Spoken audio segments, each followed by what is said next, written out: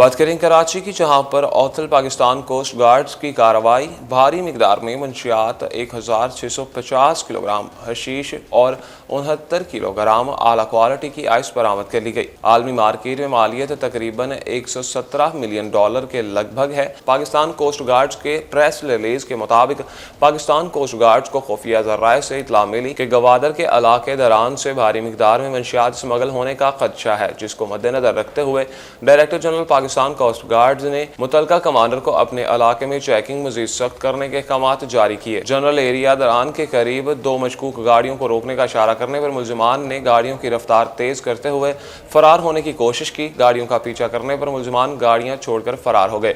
گاڑیوں کی تلاشی لینے پر 1650 کلو گرام حشیش اور 69 کلو گرام اعلیٰ کوالٹی کی آئس برآمد ہوئی۔